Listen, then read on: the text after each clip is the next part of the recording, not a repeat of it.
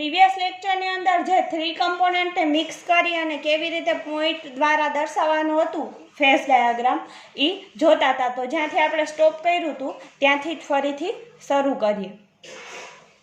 હવે સૌથી પહેલાં તો તમે જોઈ લો કે અહીંયા એ છે, આ પછી આ 1, આ 2, આ 3, આ 4 અને આ 5. આ 5 લાઈન કોનું કમ્પોઝિશન દર્શાવે છે? તો કે એનું. પછી આ 1, આ 2, આ 3, આ 4 અને આ 5. આ 5 લાઈન કોનું કમ્પોઝિશન દર્શાવે છે? તો કે બીનું. પછી અહીંયા જુઓ, આ આડી લાઈન છે, 1, 2, 3, 4 અને 5. આ 5 લાઈન કોનું કમ્પોઝિશન દર્શાવે છે? સીનું કમ્પોઝિશન. જ્યાં સુધી તમને આ મગજમાં નહીં બેસે ત્યાં સુધી આગળ નહીં આવડે. એટલે પહેલાં તમે વારાફરતી રિપીટ કરીને આ વિડીયોને વારાફરતી જોજો, એટલે તમને રિવિઝન આનું કરતા રહેજો તો ખબર પડશે કે કઈ લાઈન શું દર્શાવે છે. અને જેટલા પોઈન્ટ છે એ ગમે ત્યાં તમે પોઈન્ટ મૂકી અને રિવિઝન કરતા રહેજો. સૌથી પહેલાં આપણે આ પોઈન્ટ પી જોઈએ. આનું કરવાનું શું છે તમારે? તો કે અહીંયા દોરેલા આ પી પોઈન્ટ ઉપર એ કેટલા ટકા છે, બી કેટલા ટકા છે અને સી કેટલા ટકા છે. હવે મારે આ એ પોઈન્ટ પી પોઈન્ટ છે એના માટે એનું કમ્પોઝિશન, બીનું કમ્પોઝિશન ને સીનું કમ્પોઝિશન જોવું છે. અને તમને એ ખબર હશે કે ત્રણેયનું થઈને 100% થવું જોઈએ. ત્રણેયનું થઈને કેટલું થવું જોઈએ? 100% કમ્પોઝિશન. તો હવે આ 1, આ 2, આ 3, આ 4 અને આ 5 લાઈન શું દર્શાવે છે? તો કે બીનું કમ્પોઝિશન દર્શાવે. તો હું સૌથી પહેલાં બીનું કમ્પોઝિશન લઈ લઉં. તો આ પી પોઈન્ટ ઉપર અહીંયા બીનું કમ્પોઝિશન કેટલું છે? અહીંયા કયો પોઈન્ટ આવે છે? તો કે અહીંયા આવે છે 40%. મેં આ બાજુ બીનું લખ્યું છે ને, તો અહીંયા બી કેટલા ટકા છે? 40% છે. એ રીતે હવે હું સી પહેલાં જોઈ લઉં. તો આ લાઈન છે, 1 લાઈન, 2 લાઈન, 3 લાઈન, 4 અને 5. આ 5 લાઈન શું દર્શાવે છે? સીનું કમ્પોઝિશન. તો અહીંયા પી પોઈન્ટ ઉપર આ ત્રાસી લાઈન એટલે કે આડી લાઈન સીનું કમ્પોઝિશન કેટલું દર્શાવે છે? 60%. તો એક ફિક્સ થઈ ગયું કે બી કેટલા ટકા છે? 40% છે. સી કેટલા ટકા છે? તો કે 60% છે. હવે આપણે કોનું કમ્પોઝિશન જોવાનું છે? એનું કમ્પોઝિશન. આખા ડાયાગ્રામની અંદર એનું કમ્પોઝિશન કઈ લાઈન દર્શાવશે? તો કે આ બધી લાઈન. હવે જો આ લાઈન ઉપર એ કેટલા ટકા છે? 80% છે. આ લાઈન ઉપર પી પોઈન્ટ છે નથી, આપણો પોઈન્ટ અહીંયા છે, ત્યાં પહોંચવાનું છે. અહીંયા 60%, અહીંયા 40%, અહીંયા 20%. તો આ પોઈન્ટ ઉપર 0% છે. તો એનો મતલબ શું થયો? તો કે પી પોઈન્ટ ઉપર એ 0% છે, બી 40% છે અને સી કેટલા ટકા છે? 60% છે. ટોટલ મારો ત્રણેયનો એ 0%, બી કેટલું? 40% અને સી કેટલું? 60%. 100% થઈ ગયું કે નહીં? થઈ ગયું. એવી જ રીતે હવે એના પછીનો નેક્સ્ટ પોઈન્ટ જોઈએ. સૌથી પહેલાં ફરીથી રિવિઝન કરાવી દઉં કે આ એનું કમ્પોઝિશન દર્શાવે છે કોણ? અહીંયા 100% છે. પછી આ લાઈન ઉપર એ જોતા હોય ને ત્યારે આંકડા અહીંયા જોવાના, તમારે લાઈન આ જોવાની. તો અહીંયા 80%, અહીંયા 60%, અહીંયા 40%, અહીંયા 20% અને અહીંયા શું છે? 0% છે એ. પછી આ બધું શું દર્શાવે છે? બીનું. અને એના માટે લાઈન કઈ છે? તો કે આ પોઈન્ટે બી કેટલા ટકા હશે? 100%. પછી અહીંયા 80%, અહીંયા 60%, અહીંયા 40%, અહીંયા 20% અને અહીંયા શું હશે? 0% બી. પછી આ બધી જે આડી લાઈન છે એ કોનું કમ્પોઝિશન દર્શાવે છે? સીનું કમ્પોઝિશન દર્શાવે છે. તો સી અહીંયા 100% છે. એના આંકડા ક્યાં લખાયેલા છે? આ બાજુ લખેલા છે. સી 100% છે. પછી 80%, આ લાઈન ઉપર 60, પછી 40, 20 અને આ લાઈન પર પહોંચતા સીનું કમ્પોઝિશન કેટલું થઈ જશે? 0%. ફરીથી કહી દઉં, આ ડાયરેક્ટ મગજમાં બેસી જાય એવી વસ્તુ નથી, આ બહુ વિચારવાની વસ્તુ છે. પણ જો એકવાર તમને ખબર પડી ગઈ, પહેલાં શું કરવાનું છે? પહેલાં ત્રણેય ડાયાગ્રામને આપણે જુદા જુદા જોયા, હવે એ જ ત્રણેય ડાયાગ્રામને મર્જ કરવાના છે આપણે. તો સૌથી પહેલાં આપણે આર પોઈન્ટ જોઈએ. અહીંયા તમને આર પોઈન્ટ દેખાય છે કે નહીં? તો કે આ પોઈન્ટ છે. એના માટે પહેલાં તો આપણે એનું કમ્પોઝિશન જોઈ લઈએ. એ એટલે એ કઈ લાઈન દર્શાવશે? તો કે આ પોઈન્ટ, પછી આ બધી લાઈન એ માટે છે. તો અહીંયા છે આર, તો કે નહીં, આરને આ લાગુ પડશે કે નહીં? જુઓ ખાસ અહીંયા આ પોઈન્ટ આર છે એને આ લાગુ પડશે. એમાં પણ આ 20 કે આ 80, તો કે આપણે પહેલાં આર માટે એનું કમ્પોઝિશન જોવાનું છે. ને એ કઈ લાઈન ઉપર છે? તો કે આ બાજુની લાઈન ઉપર છે. તો આ રહ્યું, આરમાં એ કેટલા ટકા હશે? 80% હશે. એ પણ કન્ફ્યુઝન ન થાય, એ આ બાજુ દર્શાવેલો છે, આ બાજુ છે એ સી છે ને આ બાજુ છે એ શું છે? બી છે. તો જ્યારે આપણે આર માટે એ ગોતતા હોય ત્યારે અહીંયા જોવાનું હોય અને સી ગોતતા હોય ત્યારે અહીંયા જોવાનું હોય. તો અહીંયા જુઓ, આર માટે આ આર પોઈન્ટ માટે એ કેટલા ટકા છે? 80% છે. પછી આપણે સી જોતા હોય ત્યારે આ લાઈન જોવાની, તો કેટલા ટકા છે? 20% છે. હવે કયું જોવાનું રહ્યું આપણે? તો કે હવે બી જોવાનું રહ્યું. તો આ પોઈન્ટ માટે બી લાઈન કઈ હોય? આ 1 2 3 4 અને આ 5 લાઈન શું દર્શાવે છે? બીનું કમ્પોઝિશન. આ લાઈન ઉપર 100% હશે, અહીંયા 80%, 60%, 40%, 20% અને 0%. તો આર પોઈન્ટ ઉપર બીનું કમ્પોઝિશન 0% હશે. તો આર પોઈન્ટ ઉપર એનું કમ્પોઝિશન 80%, સીનું કમ્પોઝિશન 20% અને બીનું કમ્પોઝિશન આ લાઈન ઉપર છે કેટલું થાય? 0% થાય. એનો મતલબ 80 + 20 + 0 થઈ ગયા 100%. તો આપણે સાચા છીએ. હવે આપણો ત્રીજો પોઈન્ટ છે એમ. આ એમ પોઈન્ટ માટે આપણે એનું કમ્પોઝિશન, બીનું કમ્પોઝિશન ને સીનું કમ્પોઝિશન દર્શાવવાનું છે. ફરીથી એકવાર કહી દઉં, એ માટેના આંકડા આ જોવાના છે ને એ માટેની લાઈન કઈ છે? બધી આ છે. બીજું, બી માટેના આંકડા ક્યાં છે? આ છે ને બી માટેની બધી લાઈન કઈ છે? આ છે. સી માટે આ બધી લાઇનિંગ છે અને એના માટેના આંકડા ક્યાં દર્શાવેલા છે? અહીંયા. આ ભૂલ કોઈને ન થવી જોઈએ. હવે પોઈન્ટ એમ ઉપર સૌથી પહેલાં તો હું એનું કમ્પોઝિશન જોઈશ. પોઈન્ટ એમ ઉપર અમારે એ જોવો હોય ને તો આ જ લાઈન ડાયરેક્ટ પકડવાની. આ છે 80, પણ એમાં વચ્ચે ક્યાંય પોઈન્ટ એમ છે તો કે નથી.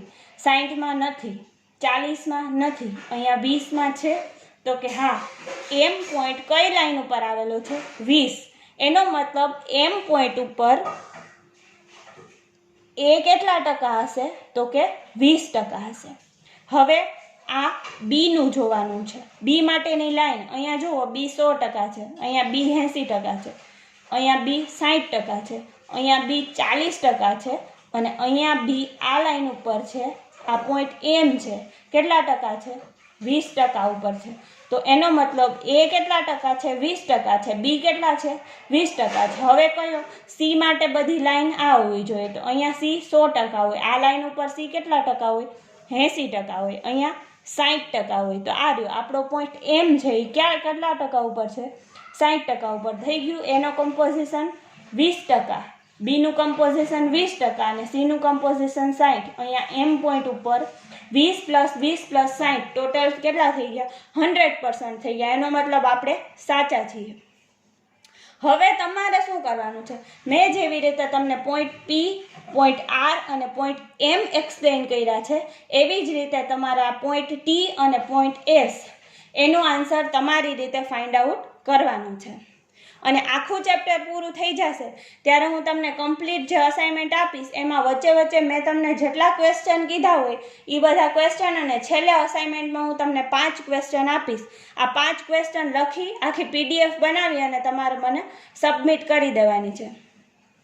પ્લસ મેં ઓલામાં તમને કીધેલું છે કે IIT જામની જેને એક્ઝામ માટે અપિયર કરવી હોય તો તમે એ પણ વિચારજો, ખાલી થોડુંક વિચારજો કે માર્ચ મહિનાથી આપણે લોકડાઉનના COVID-19ના કારણે બધું છે તો એ બધું હતું છતાં પણ આ માર્ચ પછી અત્યારે આ 6 કે 7 જેવા મંથ કમ્પ્લીટ થઈ ગયા છે. પણ છતાંય જો તમે 6-7 મહિનાની અંદર ત્યારે માર્ચમાં એવું વિચાર્યું હોત કે મારે આ એક્ઝામની પ્રિપેરેશન કરવી છે અને એની ચાલુ કરી દીધી હોત તો 6 મહિનામાં તમારે ઘણી પ્રિપેરેશન થઈ ગઈ હોત.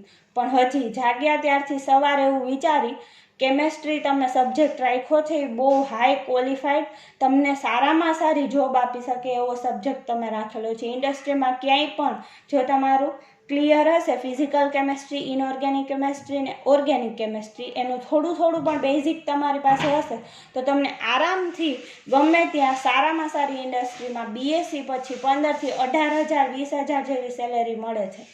અને ઘણા સ્ટુડન્ટ કે જે બીએસસી પછી તરત જોબ ઉપર લાગી પણ ગયા હોય છે, જે 2 વર્ષની અંદર બહુ સારી સેલેરી સુધી પહોંચી જાય છે. તો હવે તમારી પાસે લાસ્ટ યરના ખાલી 6 મંથ કે 7 મંથ જ બાકી છે. તમારું અહીંયા ગ્રેજ્યુએશન હમણાં કમ્પ્લીટ થઈ જશે તો તમે થોડાક સિરિયસ થઈ અને કેમેસ્ટ્રીનું એટલીસ્ટ તમે ગમે એ ફિલ્ડમાં જાઓ પણ તમે જે સબ્જેક્ટ ઉપર ગ્રેજ્યુએશન કર્યું હોય એ સબ્જેક્ટમાં તમે માસ્ટર 100% હોવા જ જોઈએ. એનું તમારી પાસે બેઝિક નોલેજ હોવું જોઈએ. તો 6 મંથ ગયા એમાં તમે કર્યું હોય ઘણી બધી પ્રિપેરેશન તો એ બધા માટે ખૂબ ખૂબ અભિનંદન. પણ જો તમે નથી પ્રિપેરેશન હજી ચાલુ કરી તો ફરીથી હવે પ્રિપેરેશન ચાલુ કરી દો કે જેથી તમારું કેમેસ્ટ્રી સ્ટ્રોંગ થઈ જાય.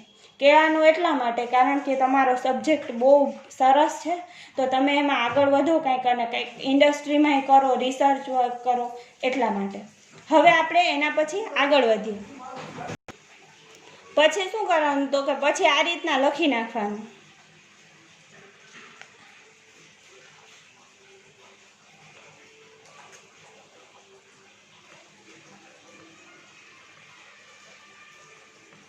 અહીંયા પોઈન્ટ પી છે તો પોઈન્ટ પી ઉપર આપણને જે આન્સર મળ્યો હોય જેટલા % એ લખી નાખવાના અને ટોટલ કેટલા થઈ ગયા 100% થઈ ગયા. એના પછી પોઈન્ટ આર છે તો એના માટે જેટલા % મળ્યા હોય એ લખી નાખવાના અને ટોટલ લખી નાખવાના. એના પછી કયો પોઈન્ટ જોયો પોઈન્ટ એમ તો એના માટેના જેટલા આપણને પર્સન્ટેજ મળ્યા હોય એ અને ટોટલ લખી નાખવાના. અને આ તમારે સમજવું જ પડશે કારણ કે તમને એટલી તો ખબર હશે કે આ વસ્તુ પોઈન્ટ તો ગમે ત્યાં એક્ઝામની અંદર મૂકી દે, આપણે એને ગોખી ન શકીએ પણ જો સમજેલું હોય વ્યવસ્થિત તો આપણને આરામથી આવડી જાય. હવે types of partially miscible 3 liquid system. આપણો ક્વેશ્ચન શું છે તો કે આપણા જે સિસ્ટમ છે એની અંદર જો સોલિડ પ્રેઝન્ટ હોય તો શું હોય તો કે ધારો કે તમારે એક બીકરની અંદર તમે NaCl ભરેલું છે, બીજા બીકરની અંદર શું છે તો કે બીજા બીકરની અંદર કેલ્શિયમ કાર્બોનેટ છે અને ત્રીજા બીકરની અંદર શું છે તો કે કંઈક સોડિયમ સલ્ફેટ કે એવું કંઈક છે. આ બધું ભરેલું છે તો એ તો સોલિડ છે, એ ત્રણેય કમ્પ્લીટલી મિક્સ ક્યારેય નહીં થાય. પછી ધારો કે ગેસિયસ ફોર્મ લઈ લો, તમે એક ઓરડાની અંદર બેઠા છો, એક બાજુ નાઇટ્રોજન છે, એક બાજુ ઓક્સિજન છે, એક બાજુ આર્ગોન છે, ત્રણેય કમ્પ્લીટલી શું થઈ જાય મિક્સ થઈ જાય એટલે એની કાંઈ ચિંતા નથી. સોલિડ તો કે હંમેશા કમ્પ્લીટલી કેવા રહેશે ઇમિસિબલ રહેશે, એકબીજાથી મિસિબિલિટી એમાં આવે નહીં. મિસિબિલિટી કોના માટે હોય તો કે લિક્વિડ માટે હોય અને ગેસિયસ ફોર્મ પણ કેવું છે તો કે કમ્પ્લીટલી એકબીજામાં મિક્સ થઈ ગયા હોય. પણ લિક્વિડમાં એવું નથી. લિક્વિડમાં એવું છે કે જ્યારે તમે એક બીકરની અંદર પાણી લીધું, બીજા બીકરની અંદર સુગરનું સોલ્યુશન લીધું, એકબીજા મિક્સ કરી દો, મસ્ત લીંબુ શરબત આપણે પીએ પછી હું એક બાજુ તમને ખબર પડે કે આ બાજુ પાણી છે આ બાજુ ખાંડ છે, અલગ કરી શકીએ ન કરી શકીએ. પણ જ્યારે તમે એક બીકરની અંદર તેલ લીધું ને એની જ અંદર પાણી નાખ્યું તો તેલ ને પાણી અલગ રહ્યા કે નહીં. પછી જો તમે બીજી કાંઈ એવા વસ્તુ રહ્યો એનિલિન છે, ક્લોરોફોર્મ છે તો એ બધા આપણા કેમિકલ છે એ ક્યારેક અમુક કેમિકલ એકબીજા હારે કમ્પ્લીટલી મિસિબલ થઈ જતા હશે. મિસિબલ એટલે સોલ્યુબિલિટીના ફોર્મમાં આપણે દર્શાવીએ છીએ. આ નવો વર્ડ તમને રાખશે પણ મિસિબિલિટી લિક્વિડ માટે શું આપણે સોલ્યુબિલિટી એટલે કમ્પ્લીટ સોલ્યુબલ થઈ જાય, પાણીની અંદર ખાંડ ઓગળી જાય અને કહેવાય સોલ્યુબલ. પણ આ તો શું તો કે અમુક % મિક્સ થાય ને અમુક % મિક્સ ન થાય, કમ્પ્લીટલી મિક્સ નથી તો એના માટે શબ્દ કયો વાપરીએ મિસિબિલિટી શબ્દ વાપરીએ. તો એના માટે હવે તમારે જે ક્વેશ્ચન જોવાનો છે types of partially miscible 3 liquid system. Component કેટલા હશે આપણી પાસે 3 કમ્પોનન્ટ પ્રેઝન્ટ હશે કેમ કે આપણે 3 કમ્પોનન્ટ સિસ્ટમ ભણીએ છીએ ને. તો આ 3 કમ્પોનન્ટ સિસ્ટમમાંથી આપણે જોવાનું છે કે બધાય કમ્પોનન્ટ એકબીજા હારે મિક્સ થાય છે 3 એ 3, કાં તો કોઈ પણ 2 મિક્સ થાય છે અથવા તો કમ્પોનન્ટની કોઈ પણ એક પેર મિક્સ થાય છે. એ વારાફરતી જોવાનું છે. જો અહીંયા આ મેં તમને ગેસિયસનું એક્ઝામ્પલ આપ્યું ને એ જ રીતે કે if all 3 components are in gaseous state then P is equal to 1. એ તો ખબર ને કે ગેસિયસ ફોર્મમાં હોય તો ગેસ એકબીજા હારે કમ્પ્લીટલી મિક્સ થઈ જાય તો અવસ્થા કેટલી બને તો કે P is equal to 1 because gases are completely miscible with each other. હવે જ્યારે 3 કમ્પોનન્ટ સિસ્ટમની વાત આવે તો if all 3 components are in liquid form then 3 possibility. જો ત્રણેય કમ્પોનન્ટ છે A, B અને C એ લિક્વિડ ફોર્મમાં છે તો 3 શક્યતાઓ રહેલી છે. એમાં પહેલી શક્યતા કઈ તો કે liquids are completely miscible with each other. જો બધાય લિક્વિડ ત્રણે ત્રણ A, B અને C કમ્પ્લીટલી એકબીજા હારે મિસિબલ હોય તો. બીજી પોસિબિલિટી કઈ છે liquids are completely immiscible with each other. પહેલી પોસિબિલિટી આ છે કે કાં તો લિક્વિડ છે એ કમ્પ્લીટલી કેવા થઈ જશે એકબીજા હારે મિક્સ થઈ જશે. બીજી પોસિબિલિટી શું છે તો કે કાં તો એકબીજા હારે કેવા રહેશે ઇમિસિબલ રહેશે જરાય મિક્સ થશે જ નહીં. ત્રીજી પોસિબિલિટી એ આપણા માટે સૌથી વધુ ઇમ્પોર્ટન્ટ છે કે liquids are partially miscible with each other. હવે તમારે શું કરવું જો પહેલી પોસિબિલિટીમાં થઈ ગયું કે કાં શું થશે તો કે કમ્પ્લીટલી મિસિબલ કાં શું થશે તો કે કમ્પ્લીટલી ઇમિસિબલ. ત્રીજી પોસિબિલિટીમાં એમ થશે કે લિક્વિડ્સ આર પાર્શિયલી મિસિબલ એટલે થોડાક પ્રમાણમાં મિક્સ થશે અને થોડાક પ્રમાણમાં મિક્સ નહીં થાય. તો હવે આ પહેલા ઓપ્શનનું અને બીજા ઓપ્શનનું એનું તમારે કાંઈ કામ નથી. આપણે આ ત્રીજા ઓપ્શન ઉપર ક્વેશ્ચન છે કે liquids are partially miscible with each અધર.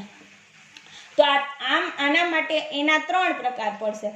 કોના 3 પ્રકાર પડશે આ જે છે ને liquids are completely partially miscible with each અધર.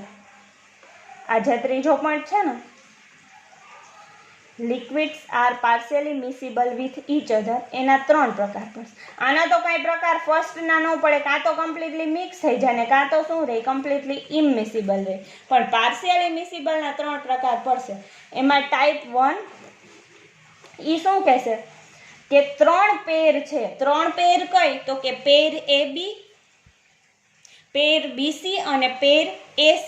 આપણે ડાયાગ્રામની અંદર અહીંયા જોઈએ.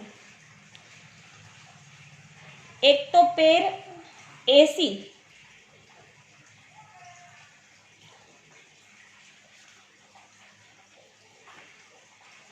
આ પેર છે AC પછી પેર BC અને પેર AB.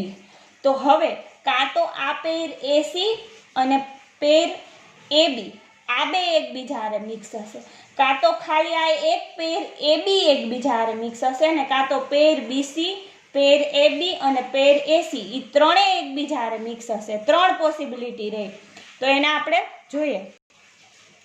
તો એમાં type 1 formation of 1 pair of partially miscible liquid. અહીંયા શું થશે તો કે કોઈ પણ એક પેર છે કાં તો AB પેર કાં BC પેર ને કાં AC પેર એ 3માંથી ખાલી આ એક પેર હશે એ કેવી હશે મિસિબલ હશે. ટાઈપ 2 ની અંદર શું છે formation of 2 pairs of partially miscible liquid. તો આમાં શું થશે કોઈ પણ 2 પેર એકબીજા હારે મિસિબલ હશે. AB અને AC હોઈ શકે BC અને AC હોઈ શકે કોઈ પણ 2 પેર એકબીજા હારે મિક્સ હશે. અને ત્રીજી પોસિબિલિટી શું છે તો કે ટાઈપ 3 એમાં શું હશે formation of 3 pairs of partially miscible liquid. 3 pair છે ને AB, BC અને AC આ 3 પેર એકબીજા હારે કેવી થઈ જશે કમ્પ્લીટલી મિસિબલ થઈ જશે. તો આના ઉપરથી તમારે શું કરવાનું વારાફરતી 3 ક્વેશ્ચન. હવે આ મોસ્ટ IMP આમાં શું છે તો કે આ 3 ક્વેશ્ચન તો તમને ખાસ આવડવા જ જોઈએ. પહેલું કયું તો કે formation of 1 pair of partially miscible liquid system એટલે કે આપણું આ ટાઈપ 1 એ આપણે બહુ ડિટેલમાં 5 માર્કનો પ્રશ્ન છે આ ટાઈપ 1. પછી આ ટાઈપ 2 પણ 5 માર્કમાં પૂછાય છે અને ટાઈપ 3 એટલે તમારે આ 3માંથી કોઈ પણ એક ક્વેશ્ચનની ગણતરી રાખવાની ને ક્યારે કેવી રીતે બની શકે છે. આમાંથી ટોટલ 2 ક્વેશ્ચન પૂછાય છે. એક 5 માર્કનો પ્રશ્ન પૂછાય છે અને એક 4 માર્કનો દર વર્ષે હોય જ છે. તો આ 3માંથી કાં એક પ્રશ્ન પૂછાશે અને કાં 2 પ્રશ્ન પૂછાશે. Formation of 1 pair of partially miscible liquid, formation of 2 pair of partially miscible અને formation of 3 pairs of partially miscible liquid. આના સિવાય શું તમને પૂછી શકે? તો કે આના સિવાય તમને આ ડાયાગ્રામની અંદર કેવી રીતે આ પોઈન્ટ દર્શાવવા બધાય એ પૂછી શકે. અને આગળ સૌથી પહેલાં આપણે ફેઝ, કમ્પોનન્ટ અને ડિગ્રી ઓફ ફ્રીડમની ડેફિનેશન જોઈ. એ ડેફિનેશન પણ 4 માર્કની અંદર કોઈ પણ 4 ડેફિનેશનને વચ્ચે એકાદ માર્કમાં આવું 3 ડેફિનેશનને આ પોઈન્ટ મૂકીને દર્શાવવાનું પૂછી શકે. તો ટોટલ આ ચેપ્ટરની અંદરથી 9 માર્કનું દર વખતે કાં 10 માર્કનું પૂછાય છે આખા ચેપ્ટરમાંથી. ને સાવ ઇઝી ક્વેશ્ચન છે. તમને જો એકવાર ડાયાગ્રામ આવડી ગયો, મગજમાં બેસી ગયો કે ત્રણેયને એકારે કેવી રીતે, પહેલાં અહીંયા શું આપણે જોયું તો કે પહેલાં ત્રણેયને જુદું જુદું વિચાર્યું કે આ બાજુ શું છે, એ છે, આ બાજુ કોનું કમ્પોઝિશન છે, બીનું કમ્પોઝિશન છે, અને આ જે બધી આડી લાઈન છે એ કોનું કમ્પોઝિશન દર્શાવે. અહીંયા નથી લખવાનું, એને તમે આ બાજુ લખજો એટલે સહેલું પડશે તમને. તો એ કોનું કમ્પોઝિશન દર્શાવે, સીનું. પછી આ આખી લાઈનને આપણે શું કર્યું, એક ડાયાગ્રામની અંદર મર્જ કર્યું, ભેગું એ, બી અને સી. અને પછી શું થયું તો કે પછી જે કમ્પોઝિશન વારાફરતી એકબીજાનું આવે તો એ પોઈન્ટ જે હોય એને આપણે જોવાના. તો આ જે 2 પોઈન્ટ છે ને, એસ પોઈન્ટ અને ટી પોઈન્ટ, એ બેયનું તો તમે ગણજો જ. સાથે તમે મગજમાં એવી રીતે વિચારજો કે ક્યાંય પણ ગમે ત્યાં અહીંયા પોઈન્ટ મૂકી અને જોવાનું, અને તમારો ક્વેશ્ચન સાચો છે કે ખોટો એના માટે સૌથી વધારે ઇઝી મેથડ કઈ તો કે ટોટલ ત્રણેયના થઈ એનું કમ્પોઝિશન, બીનું કમ્પોઝિશન અને સી ત્રણેયનું થઈને કેટલા થઈ જવા જોઈએ તો કે 100% થઈ જવા જોઈએ. એટલે તમારો આન્સર આવી ગયો. છતાં પણ આ ફેઝ રૂલમાં જે 3 કમ્પોનન્ટ સિસ્ટમ કે આગળના કોઈ પણ રિલેટેડ કોઈ પણ ક્વેશ્ચન હોય તો આપણો જે આ ચેપ્ટર ચાલુ છે ત્યાં સુધીમાં તમે એની ટાઈમ મને ક્વેશ્ચન કરી શકો છો. અને તમારે કાંઈ પણ આમાં ક્વેરી ન રાખતા, કેમ કે આ ચેપ્ટર તમારા માટે બહુ મહત્વનું છે. દર વખતે ફિક્સ હોય છે કે 2 5 માર્કના ક્વેશ્ચન પૂછાય છે, અથવા 1 5 માર્કનો અને 1 4 માર્કના ક્વેશ્ચન પૂછાય છે. એટલે જેને પણ ક્વેરી હોય એ પૂછી લેજો.